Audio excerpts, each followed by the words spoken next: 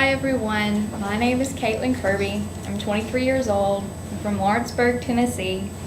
I am a fourth semester student in nursing at Columbia State, and when I'm not at work at the hospital or studying for school, I spend all of my time with my son Connor, who is 2 years old.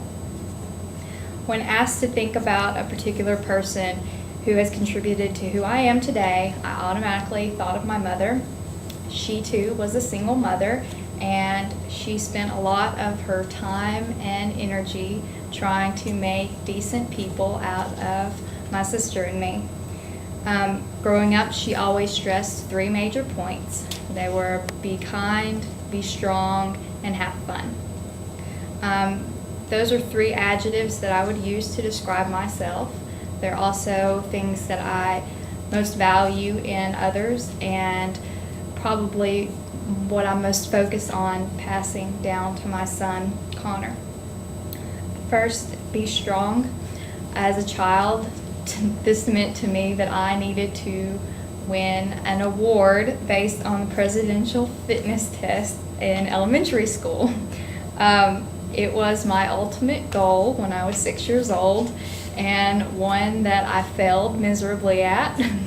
I'm not a terribly athletic person, and I never have been. It's just not in my genes. But I think that I learned a lot about strength in trying to attain that goal. I learned a lot about diligence and trying to do the same thing over and over again. I tried year after year to win that award, even though I just got worse and worse at it.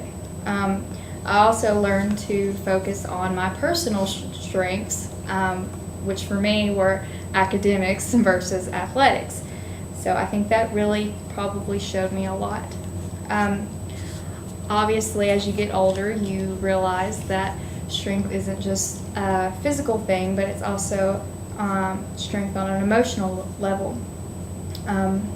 As we all know, life isn't always easy, and that it takes a lot to be strong in who you are and to, stand by your beliefs and be true to yourself.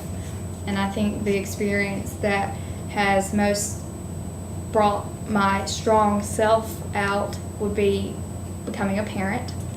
I have said things as a parent to people that I never thought I would. I have questioned people, doctors and things like that, people I never thought I would question, just for the sake of my child. And I think that he taught me that you don't really care about looking stupid when you're responsible for another human being. My mother also stressed being kind when we were young. She was a home health care nurse, and she used to take my sister and I to her patients' homes to visit, and I used to hate that more than anything. I thought it was so boring going to hang out with these old people, and I wanted to stay at home and watch TV. And I used to say, why do I have to do this? And she'd say, Caitlin, it'll do them good. And I never understood that until I, got older, and I have a job in healthcare now, and I really understand that the end of life can be a really lonely and scary and sad time for the elderly. And I think that was my mother's way of reaching out to her patients and trying to help them maybe have a little company to cope with what they were going through. And I have to say that I'm very proud of my mother as a nurse.